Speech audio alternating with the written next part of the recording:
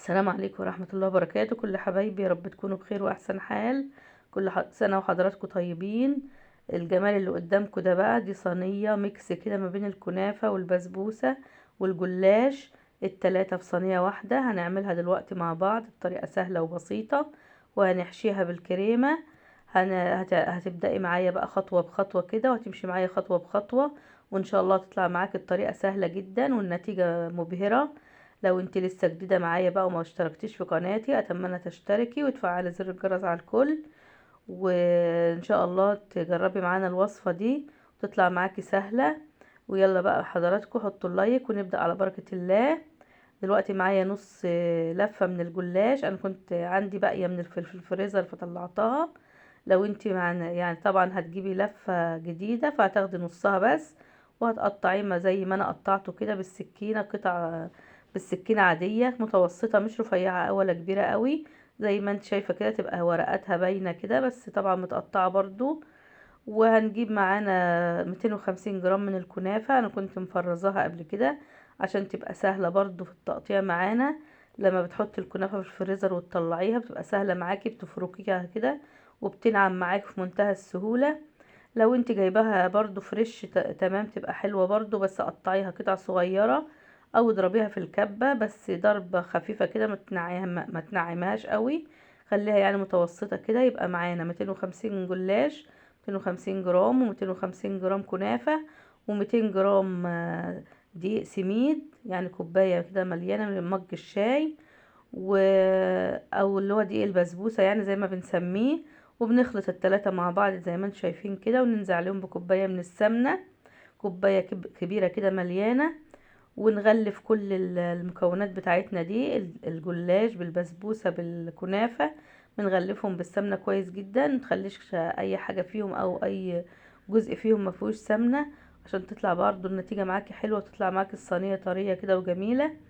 وخلاص كده خلصناهم وغلفناهم بالسمنة. نجيب الصينية اللي هنشتغل فيها، حطي فيها معلقة من السمنة وفرشة وتدهنيها كويس من تحت ومن الجناب كده.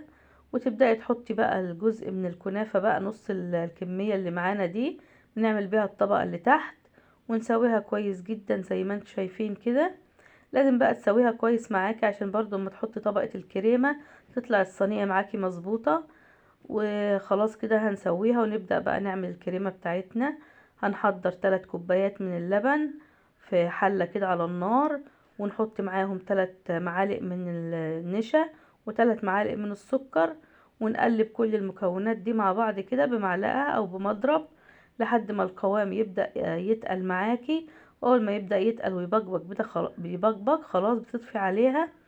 وبنروح بقى على طبقة الكنافة اللي احنا عاملينها، وبنصب الخليط بتاعنا ده وهو سخن كده، وبنسيبه بس كام دقيقة كده يبرد، ونبدأ نحط الجزء التاني اللي هو نص كمية الكنافة والجلاش والبسبوسة بتاعتنا اللي احنا محضرينها. هنحطها على الوش ونسوي الصينية كويس جدا برضو. حطي بالراحة كده برضو، وتضغطي ضغطات خفيفة كده على الجزء اللي فوق ده علشان برضو ما ينزلش جوه الكريمة. بتضغطي بسيط كده وتساوي في نفس الوقت لحد ما تجهز معاكي. وبعد كده بتحطي كام رشة كده من السمنة، معلقتين او 3 كده، بترشيهم على الوش وكده يبقى تمام. بتدخليها فرن سخن لحد ما تطلع معانا بالشكل الجميل اللي انتوا شايفينه ده. حلوة قوي في منتهى الجمال، وريحتها مالية الدنيا ما شاء الله. والشربات طبعا كنا مجهزينه، كوبايتين سكر على كوبايتين مية ونص ليمونة، وبنسيبهم يغلوا بقى كده لحد ما يتقلوا، والكنافة تبقى طالعة سخنة والشربات بارد. وبتنزلي بيهم على الكنافة بالطريقة دي، بتسقيها كلها وبتسيبيها كام دقيقة كده برضو لحد ما تتشرب كويس وتبرد. وتبدأي بقى تقطعيها. وبألف هنا وشفا مقدما للكل، ان شاء الله تجربوها وتطلع معاكم حلوة قوي في منتهى الجمال. اتمنى بقى تجربوها وتقولوا لي ايه رأيكم، وتعملوا شير للفيديو عشان يوصل لكل حبايبكم ويجربوا الوصفة الجميلة بتاعتنا دي. ميكس جميل ما بين الكنافة والجلاش والبسبوسة وبحشوة الكريمة، حاجة كده في منتهى الجمال والروعة والله ما شاء الله. زي ما انتم شايفين كده هي بتتكلم عن نفسها ما شاء الله، حلوة قوي ريحة وطعم وطريقة مضمونة وجميلة. لو عجبتكم بقى طريقتي ولو عجبتكم الوصفة، ياريت ما تنسونيش باللايك والسبسكرايب وتفعلوا زر الجرس على الكل عشان يوصل لكم كل جديد. واشوفكم على الف خير في فيديو جديد. السلام عليكم ورحمة الله وبركاته.